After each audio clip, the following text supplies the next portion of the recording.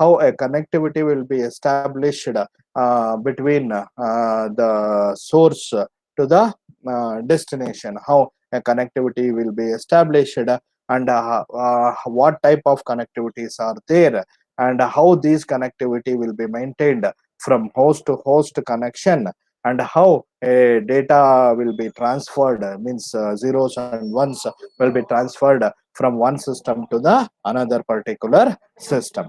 So we'll start with this particular chapter. I will share the particular window. Yeah, come on, share. Yes. Now, come to the first thing here. Yeah. Now, everyone listening, I think, right? If any disturbance is there, if you are not listening, you can interrupt and you can tell me. Now, getting connected. So with this particular concept, we'll go with the further things and we'll see what are the important MCQ questions will arise from this chapter, and what are the important things are there in this particular chapter. Now, as we are discussing in this chapter, the goal of this particular chapter is exploring a different communication media over which you can send an data. That coming to the next, encoding bits into the transmission media. How bits will be encoded, means compressed, and it will be sent with an signals. How a data will be encoded in that particular frequency or signals, and then how it will be sent on the media, that you are going to study. Then discussing the matter of delineating the sequence of bits transmitted over the link, then how bits will be collected and how that bits will be delivered.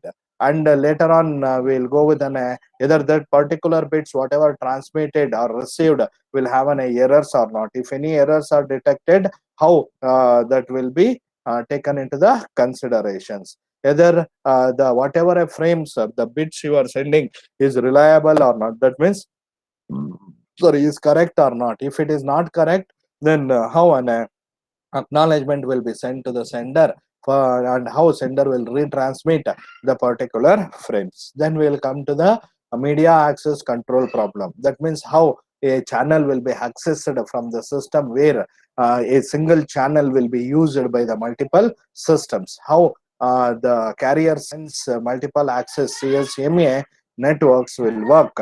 That also we are going to see in this particular chapter. So this is a one, how a connectivity will be established from different hosts with a public internet and an ISP provider. Usually you can see the rest of the internet how it will be there. This is a public internet, whatever everyone will be there in this particular thing. Assume you are there in this particular network, that is host is there here. Assume this is our BMSIT college, for example. I'm going to tell, in a BMSIT college, assume you are there in one particular system. Through the BMSIT, you are connecting to the ISP, your ISP provider. That is, our ISP provider is the one that is Convergent India Limited. So, internet service provider, you can see this particular cloud, that is the ISP provider cloud will be there. For ISP provider, we are not only the customers, there will be a different customers like our organization. There may be a different hotels, companies, or different other colleges will also be there as a customers. For them, each and every customer, means organization, will be connected with one particular router.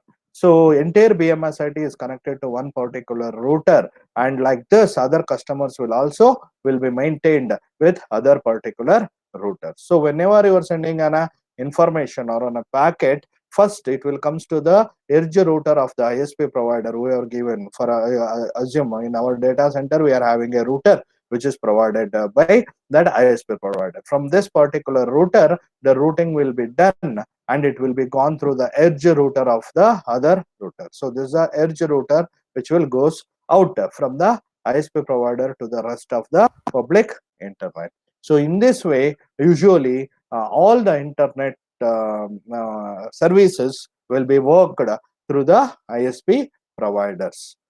Coming to the next particular thing, so the link capacity, we'll call that as a bandwidth also. So it gives the upper bound to the capacity of a link in terms of bits per second. So how many maximum bits you can transfer per second in that particular channel, we are based on that we'll tell what is the capacity of that particular link. So all practical links rely on some sort of the electromagnetic radiation propagation through a medium, or in some cases through free space also. So that is to propagate that particular whatever links is there, the must and should a link should be established between two devices, where we'll call that as a medium. That means a signal will propagate, electromagnetic radiation will propagate from source to the destination in that particular medium. It can be free space also, that is our airspace also. So there are different types of links are there. You can see the MCEQ questions will also rise from this particular thing. Typically copper wire is one particular medium where it will be used in a digital subscriber line, DSL, and coaxial cable. For example, the MCQ question will comes like this: the copper wire medium will be used in dash types of links in a computer networks. There they will tell DSL and coaxial cables, optical fiber and optical fiber, for example, electromagnetic waves, like that different options they will give. So you have to select a digital subscriber line and coaxial cable. Digital subscriber line, usually a two copper wires, means you have seen that old telephone links, means landline telephone links. If you see there, you can observe this, that two copper wires cable will be there. That's we'll call it as a digital subscriber line. And coaxial cable will also be there, means one single copper wire will be there of a block cable, which of a coaxial cable. So both this particular type of a medium needs a converter, that is a modem, to convert a signal, analog signal, to a digital and digital to a analog. Now the next thing is a optical fiber. So optical fiber used in both a commercial fiber to the home services and many long distances internet backbones, where a bulk of a data, means large amount of a data will be transferred to the long distance. So which medium will be used? Assume this is a MCQ question. Maybe this question will also be there for a test. Assume to transfer a data to the maximum distance, dash type of medium will be used. So then for this, there will be like this DSL, coaxial, optical fiber, like that. Different options will be there, and you have to select optical fiber. The long distances, bulk amount of data will be always transferred with an optical fiber. Then for wireless links, the medium will be always the air or a free space. That will be the types of mediums which we are going to use. Another important link characteristics is a frequency. This is very much important. You must note it down. Here also an MCQ question can arise, stating like this: what is an important characteristics to in a link to transfer a data? So that is a frequency. Always it will be transferred in a form of a hertz. What is a frequency? Means a wave cycle per second is called as an frequency, that is with which the electromagnetic waves oscillates. So the oscillation of an wave in 1 second is called as an frequency. So measured in hertz always. Placing binary data on a signal is called encoding. As I told you that if you want to place your digital data, whatever a binary data, zeros and ones, if you want to place in this particular signals, that technique we will call it as an encoding technique, which you are going to see now. Modulation involves the modifying the links, signals in terms of their frequency, amplitude, and phase. What do you mean by modulation? Converting whatever a signals is there, you will convert that signals to the required frequency, required amplitude, and required phase, or bifurcate that, or combine the different frequencies together and decombining the frequencies. That process will call it as an modulation. So that is a one another important concept of an links. Now we will come to the encoding techniques. Now you can see the in-depth of this particular encoding techniques here. As I have shared already this, I'll go with another concept. Yeah, here in detail it is there, which you can see. Now coming to the encoding techniques, there are different types of encoding techniques are there. According to your syllabus, the main encoding techniques are NRZ, NRZI. Usually NRZ will be called as an NRZL. So what is this particular NRZL? That is non-return to zero. So if they can ask you like this, expand NRZ. For example, I will tell you one MCQ question. Don't neglect the abbreviations also. So non-return to zero. They will give you non-return to zero, for example, not valid to zero, or none means not return to zero. They can ask you different with different choice like this. So you have to click the correct choice. Now coming to this particular encoding, as I told you that encoding is the one where binary data will be taken into the form of a signal. Now you see this NRZ level, that is NRZL. So how this particular thing will work? In NRZL encoding, the polarity of the signal changes only when the incoming signal changes from 1 to 0 or from 0 to 1. It depends on the manufacturer how the encoding technique is going to use. Very simple. Assume that you have started with a high voltage. High voltage meant for 1, low voltage will be meant for 0 in that particular things. For example, if 1 is there, it will be in a high voltage. When it comes to 0, it will comes to the low voltage. So you can see this particular figure here, that is 1 indicates a high voltage where 0 0 0 0 is there. Then it you can see the low voltage continuously it is going until the another one is coming, so it will goes to the high voltage. So in this way, this particular means NRZ encoding will be done. That means wherever the 1 is there, it will be a high voltage. Wherever 0 will be there, it will change to the low voltage. In this particular format, a wave will be generated. So in this is because NRZ does not consider the first data bit to be polarity change, where NRZL does this. So this you have to take into the consideration. Why you what is the disadvantage in this particular thing, in this particular NRZ encoding, and why we should go for the NRZI for that particular thing? Now you see in this particular thing, for example, wherever the continuous signal droppage is there, so it will be considered automatically as a zeros. During the runs of zeros, there are no observable bits boundaries, making it difficult for the receiver to distinguish one from one zero from another. So in this particular thing, the identification of a zero in this continuous flow during the run of zeros will become difficult.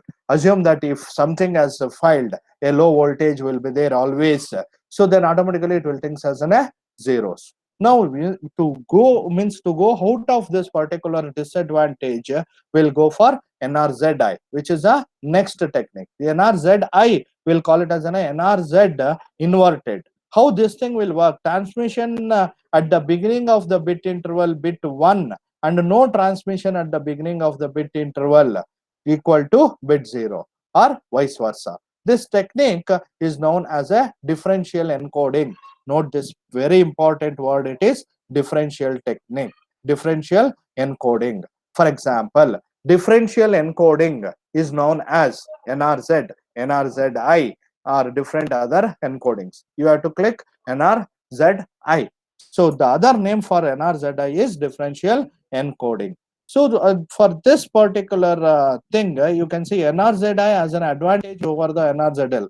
Consider the situation when two data wires are wrongly connected in each other's place. In NRZL, all bit sequences will get reversed.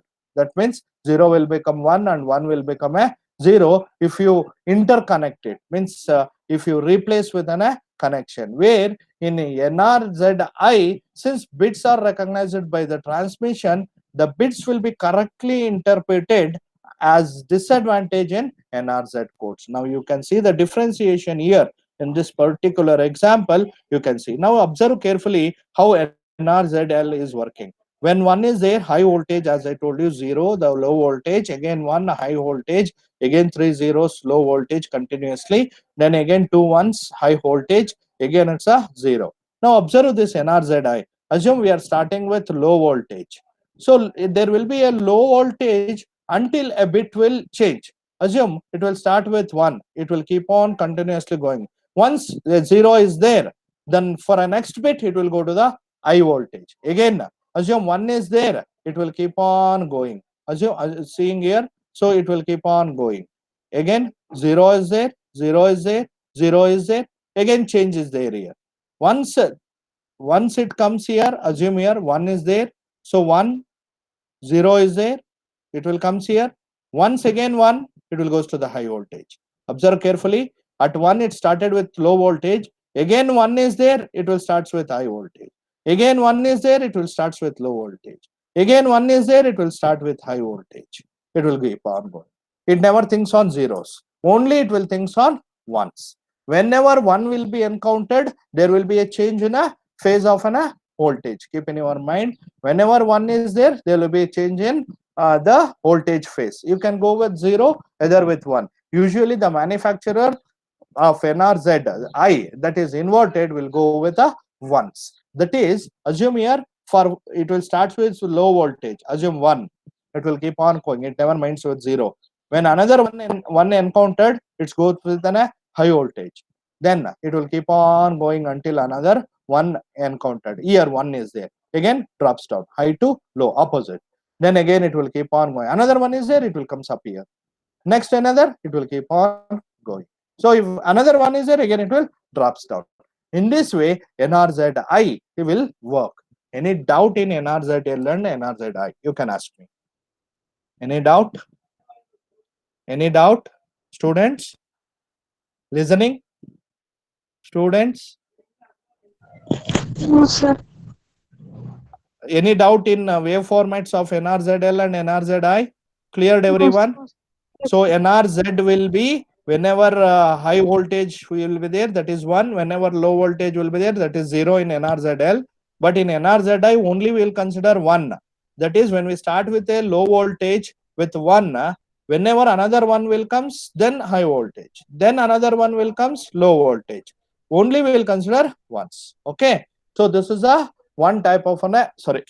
This is a type of an NRZ encoding. The another type of an encoding is a Manchester encoding. And a Manchester encoding, you can see the things here. That is, you can see how a Manchester encoding is going to be worked here. Very simple technique I will tell you for a Manchester encoding. That is, 1 is a Z. Observe everyone what I am telling. 1 is a Z, 0 is a reverse Z. So 1 is a Z and 0 is a reverse Z. So 1, whenever 1 is there, you write Z like this, combine dot. Whenever 0 is there, reverse Z. Whenever 1 is there, Z. Whenever this one is there, means reverse Z. So whenever reverse Z. So reverse Z. So here 1 is there, this particular Z. So this particular Z. So again reverse Z. So like this is the key technique which you have to use in a Manchester encoding. Whenever 1 is there, you are going to consider a half, that is Z here, half wave format. Whenever 0 is there, reverse Z. So this is the one which we are going to use in according to your syllabus. We are going to use biphase Manchester only, not a differential Manchester. So one type of Manchester which we are going to use in our encoding techniques. Very simple. I repeat once again. In a Manchester encoding techniques, when 1 is there, Z format of half wave will be there, and whenever 0 is there, reverse Z will be there. Coming to the next type of an encoding, that is 4b bar 5b encoding. What is this 4b bar 5b encoding? Observe here, this scheme is known as a 4 bit slash 5 bit. So here we convert 4 bits to 5 bits. How we are going to convert 4 bits to 5 bits is the one thing. Ensuring at least one transition in them, the basic idea is that the 5-bit code selected must have one leading zero, no more than two trailing zeros. Very observe very closely here. Whenever you are going to take a 4-bit of an data, that 4-bit will be converted to the 5 bits. When you are converting 4 bits to the 5 bits of a code, what are the rules you should follow? One leading zero should be there always, left side. One leading zero should be there. No more than two trailing zeros. That means right side, no more than two zero trailing means zeros will be there. If more than two zeros will be there, we'll add up with 1 bit. So like that, you are going to take a 4 bits. That is how you are going to take a 4 bits. You see this particular table here, starting from 0 to 0 to here, how you are going to take 4 ones. 4-bit data you are seeing here. So this is 4 ones maximum. So 4 zeros to 4 ones. Now, how 4 zeros you are going to take into the consideration? As we have told you this, observe here, when you are applying for this, no more than two trailing zeros should be there here. Now observe, all this 4 ones is converted, only one trailing zero will be taken. So this trailing zero indicates that particular code. Now you see one here, whatever a one is there, only one leading zero should be there. Therefore, we are inserting 1 here. That is 0, 1, 0, 0, 1. It is easy here to understand. Now you see how to understand this particular code. According to the rules, only one leading zero should be there. Here 3 leading zeros are there. Because of that, in between 1 we are inserting. Now again you see here 0, 0, 1, 0. So here also 0, 0, 1, 0 should be there. But here 2 zeros are there. What we are going to do for this particular thing, will imply 1 there. So we'll shift this and we'll add up here. So 1, 0, 1, 0, 0. Like this, this is a codes which we have used. Must and should everyone should follow this particular codes. We'll call this as an 4b slash 5b bit encoding table. Everyone should follow this particular according to this particular table only. So which you are going to take that into the consideration. So this is a encoding techniques which we are going to use. Now coming back to our lesson or an PPT here. After a encoding, we are going for an framing. Now here framing means whatever zeros and ones are coming from a physical layer, what a data link layer will do, data link layer will collect all that particular zeros and ones and it will makes the framing, means it will convert that to the frames. How a frames will be made here, that question arises. So the framing will be done always in a 3 techniques. So before that, you must know what is a frame here. We are focusing on a packet switched networks, which means that blocks of data called frames.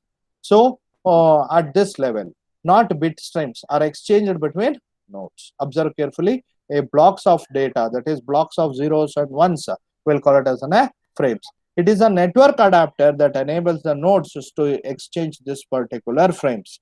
Your systems will have a network adapter. Through that network adapter, you are going to exchange this particular frames. Coming to the next, when node A wishes to transmit a frame to node B, it tells its adapter to transmit a frame from the node's memory.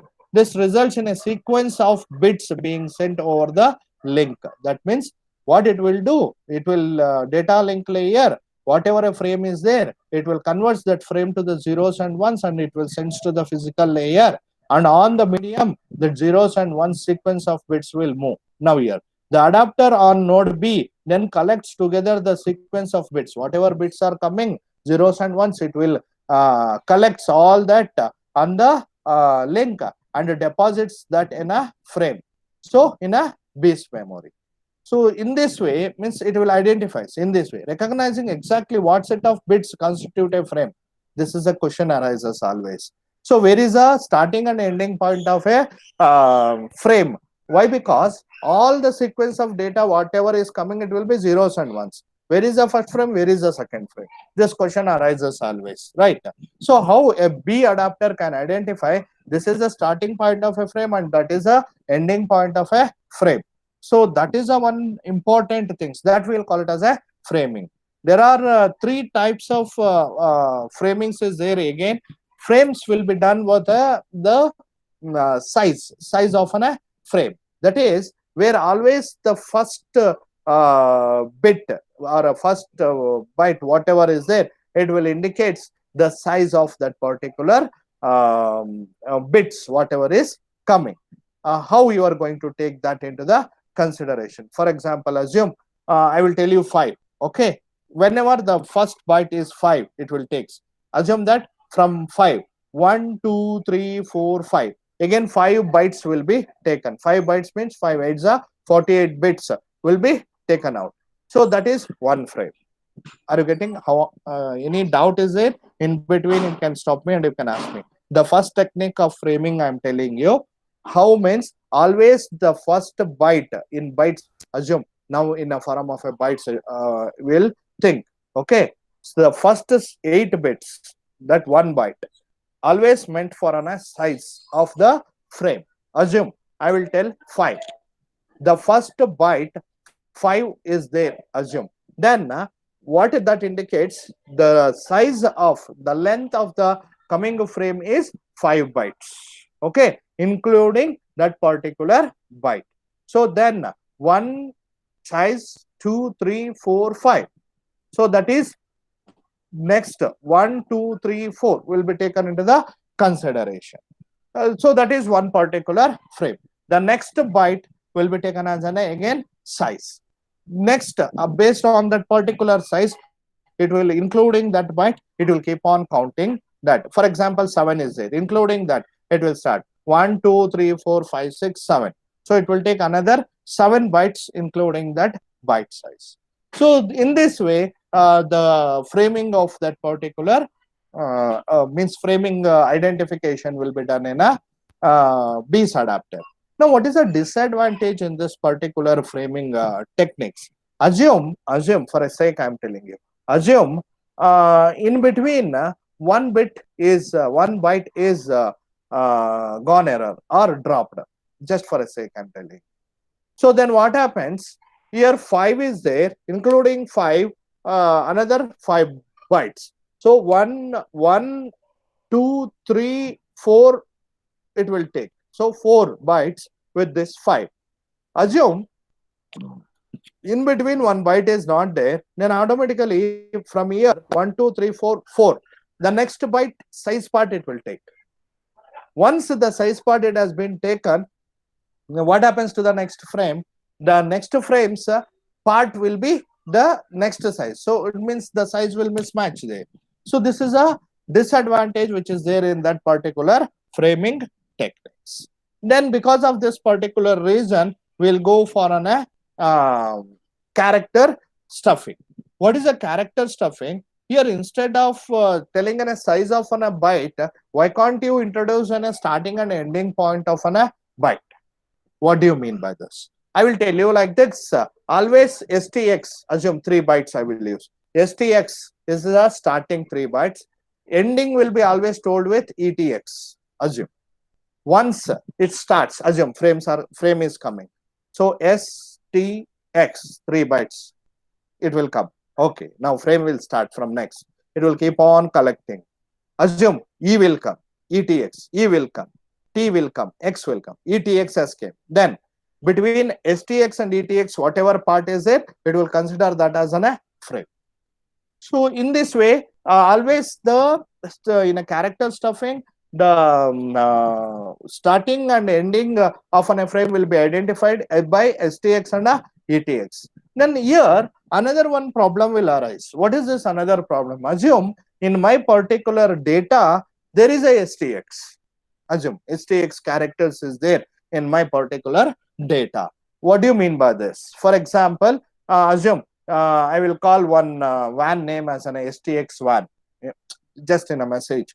So then automatically STX is there, again STX will come in data. Then it's a confusion for an B adapter that which is a starting point. Then it will leave all this part, then it will take only that STX and only half of the frame will be taken into the consideration. Then how to solve this particular problem? So in between either the except the starting STX and an ending ETX, in between if STX and ETX is coming in a data, we'll escape that using an escape character, wild character. You see that escape means the backslash. We are going to use backslash before putting STX in data. Once the backslash is encountered at a receiver end, it will think that it's not a STX, just it's a data. Are you getting my point? This is very much important. So wherever in between data, if STX and ETX is there, we'll add up with the escape character. That is a backslash will be added before the STX and the ETX. Once if it is added, then it will leave that as not considering the starting and ending points. This is called as a character stuffing. Coming to the bit stuffing. Usually in the HDLC frame formats today, what we are using and all, that techniques and all, we are going to use the bit formats. What do you mean by this particular bit formats? That is 0, 6 ones 0 is a flag.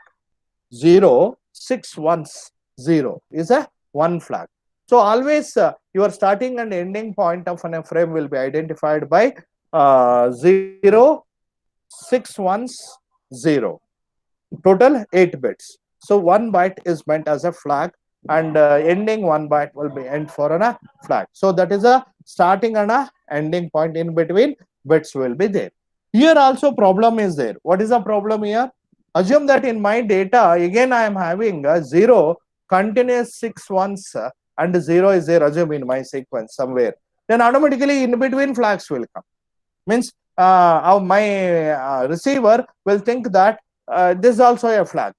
Then to solve this particular problem, nowhere in my data continuous 6 ones will be there. Wherever more than 5 ones is there, I will introduce 1 0 bit there.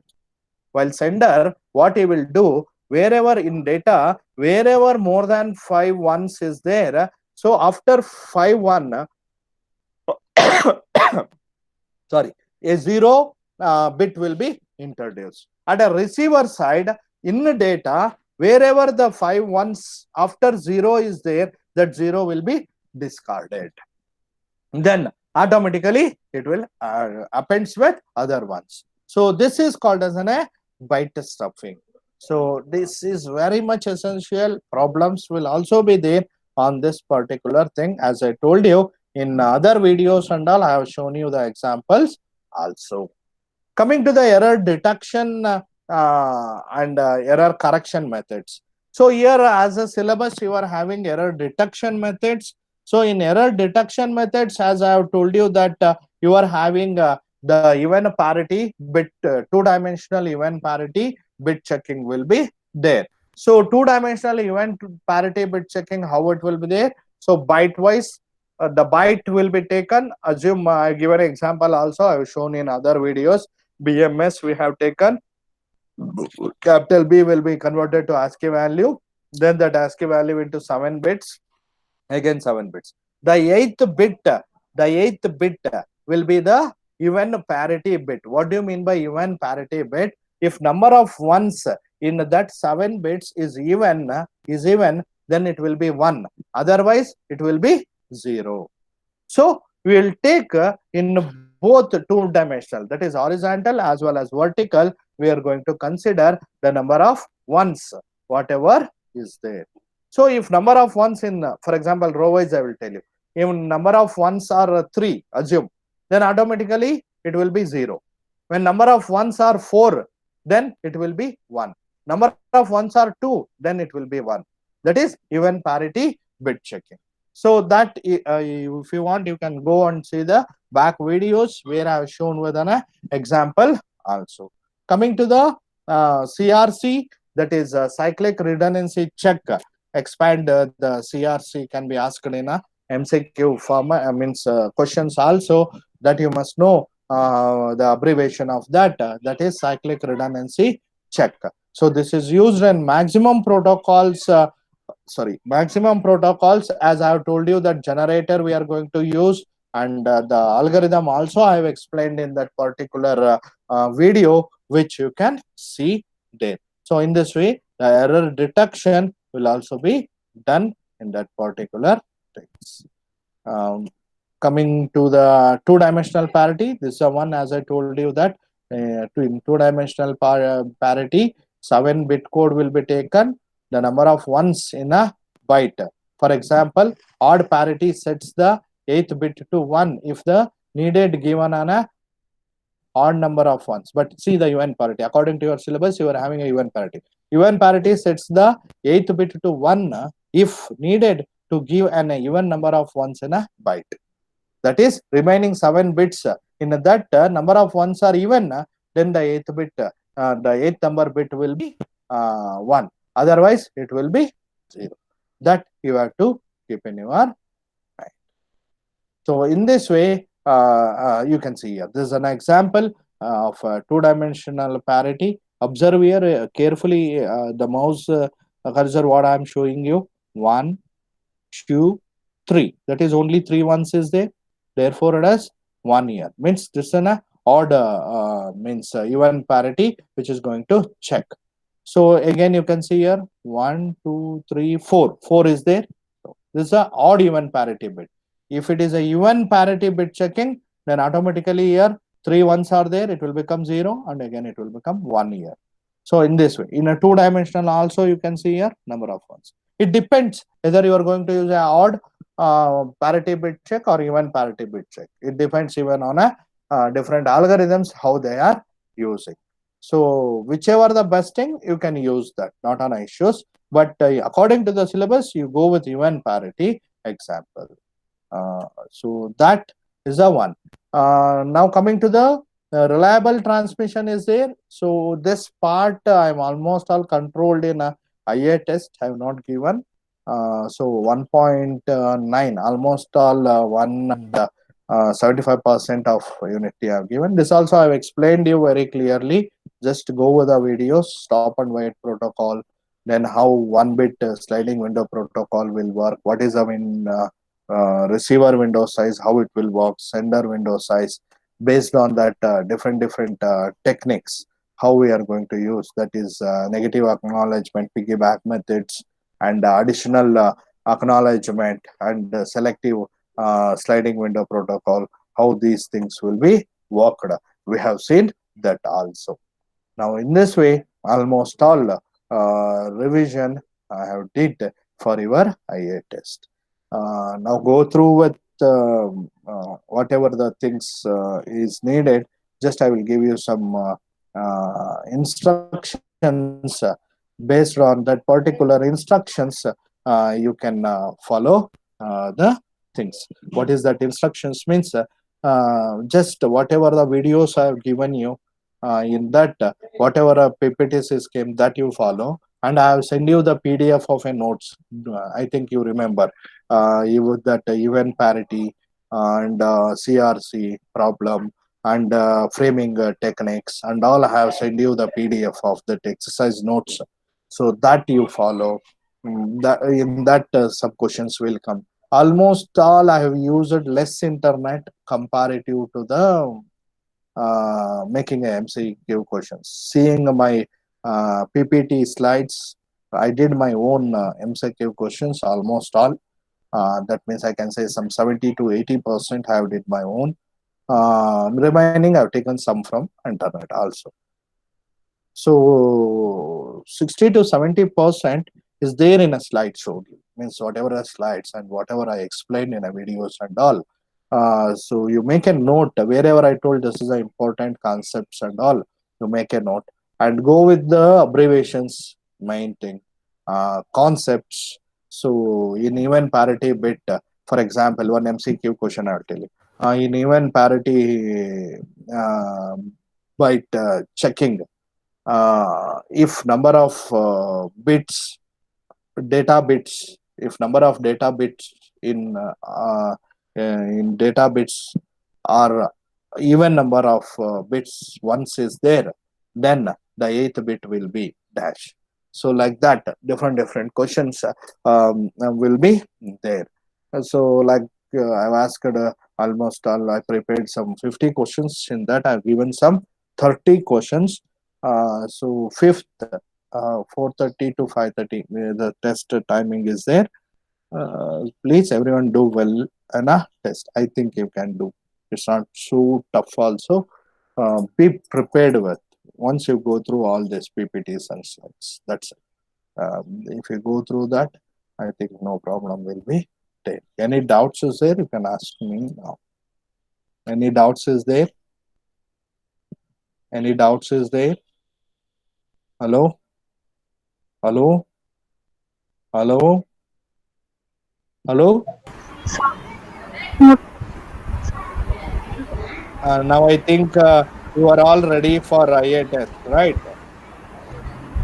sir. Hmm? Hmm?